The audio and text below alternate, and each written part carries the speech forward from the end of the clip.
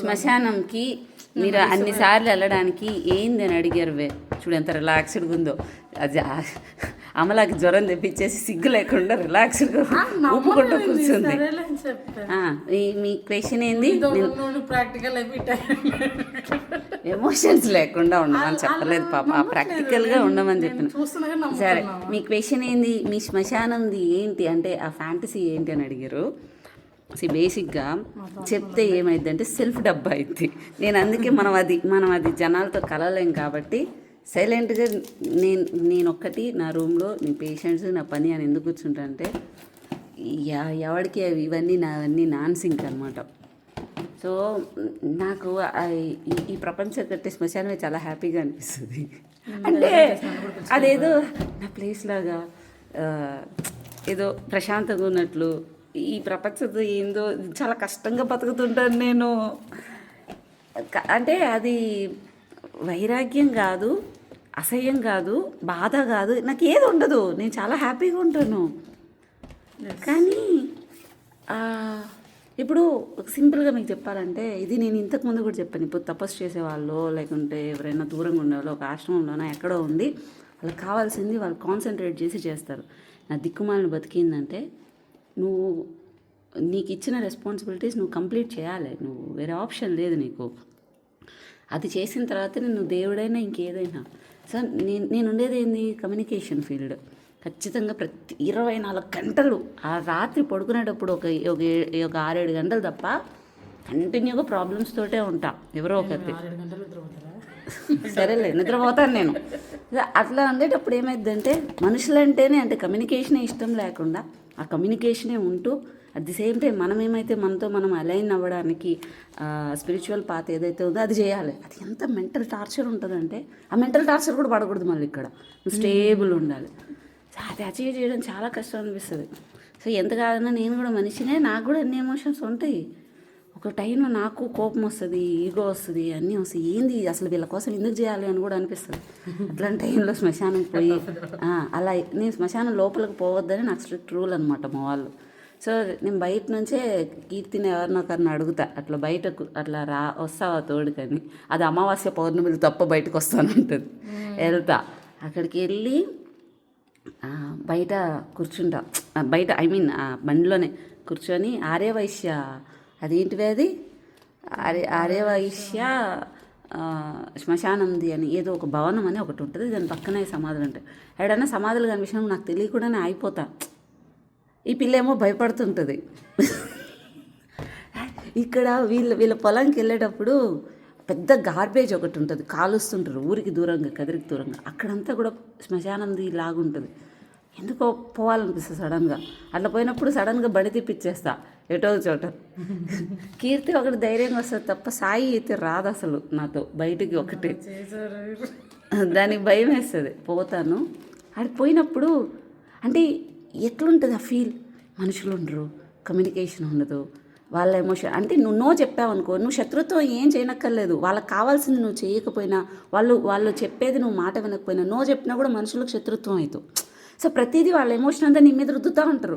నువ్వెంత స్టేబుల్ ఉన్నామనుకున్నా వాళ్ళు అడిగిన పని నువ్వు చేయనందుకు వాళ్ళు నిన్ను శత్రువులా చూస్తుంటారు. ఇట్లాంటి మనుషుల మధ్యలో ఉంటున్నావు మనం. సో నువ్వు అలాగా ఉంటూ కూడా అవతల మనిషికి మంచి చేయాలనే థాట్ రావాలి.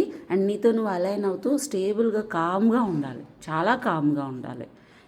నువ్వు ఏం చేయాలనుకుంటున్నావో, నీ అల్టిమేట్ గోల్ ఏంటో స్పిరిచువల్ పాత్రలో నువ్వు అదే ఆలోచించాలి.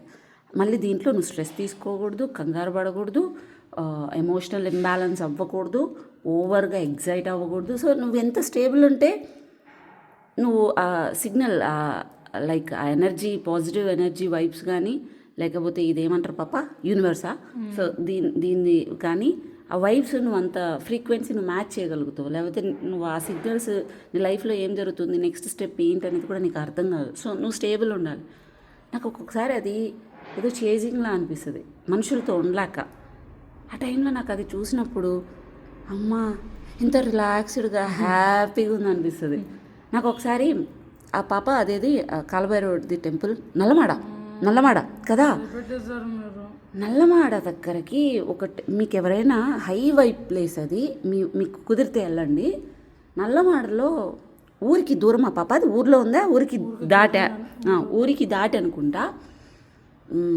చాలా లోపలికి ఒక టెంపుల్ ఉంటుంది, మళ్ళీ కట్టారు, అది చాలా పురాతనమైంది టెంపుల్ బాగా కట్టారు. మళ్ళీ కొత్తగా వాళ్ళ వంశస్థులే అది ఎవరైతే ఆ అది విగ్రహం ఉందో అదే వంశస్థులే మళ్ళీ దాన్ని కట్టారనమాట. సో వాళ్ళు చాలాసార్లు నుంచి పిలుస్తున్నారు, పోవడం కుదరట్లేదు.